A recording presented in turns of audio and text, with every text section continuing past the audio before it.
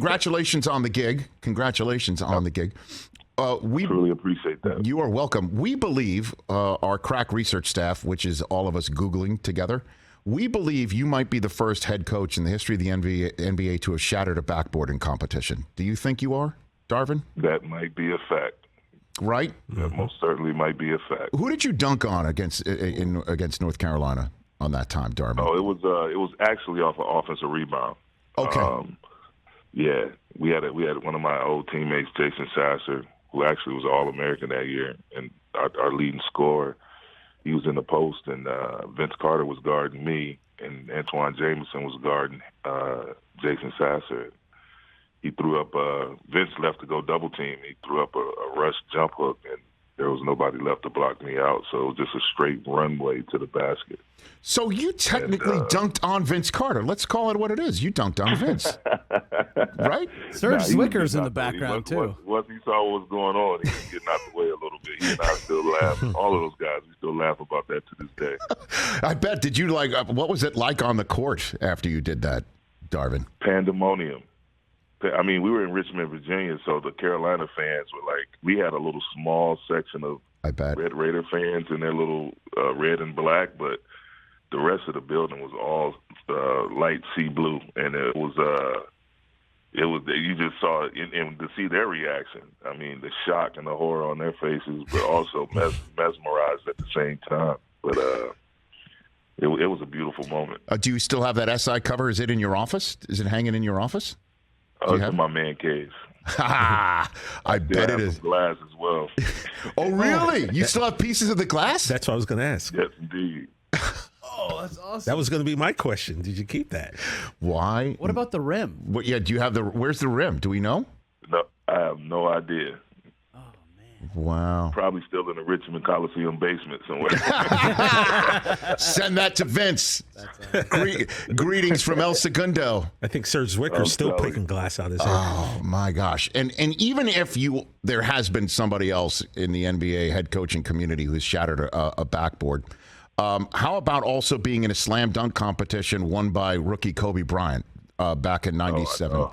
What was that? I know, man. What was that memory like for you, Darvin Ham? It was beautiful, man. You know, it was obviously I feel like I got screwed, but that's neither here or there. No. Hold on a second. What do you mean? What do you mean you got screwed by the?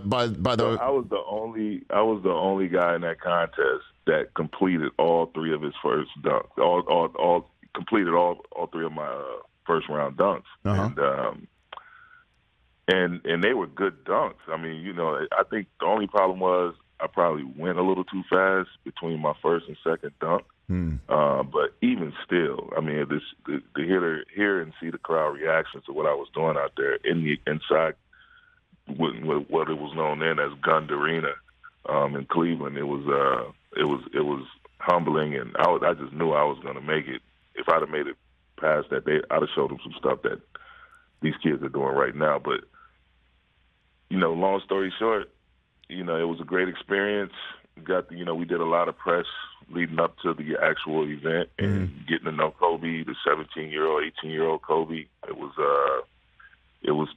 a treat, and you can see like back then, the NBA was like older guys with families and had been in the league. Hell, my rookie year in Denver, I played with Dale Ellis, Ricky Pierce, and those guys. So you had those type of guys still around in the league. So to see this young, brash kid straight out of high school come through with all that swag, man, it was just I was excited for him, man, because I can only imagine what he would be feeling. But, he and I hit it off, and it was just a fun weekend. And he actually went away with the trophy. And it's funny to fast forward several years later, my first assistant coaching job was with the Lakers. So I got to coach him from 2011, got to compete against him in a dunk contest, play against him throughout our years in the league, and ultimately coach him from 2011 to 2013. And one of the first things I said to him as we walked in the gym around training camp time in 2011 was,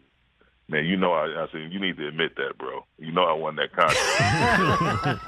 I can only imagine what his answer was. With a classic Kobe fashion, he hit me with a great line. He said, yeah, you probably did, but we'll just keep the trophy at my house. I love that because I'm assuming his famed Mamba competitive spirit was already on display that day back at the dunk contest, right?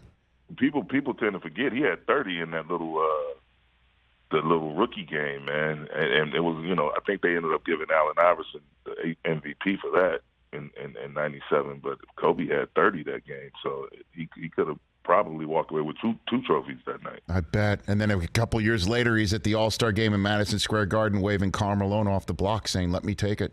I mean, unbelievable. There's a new sheriff in town. Damn His straight. name is not Reggie Hammond.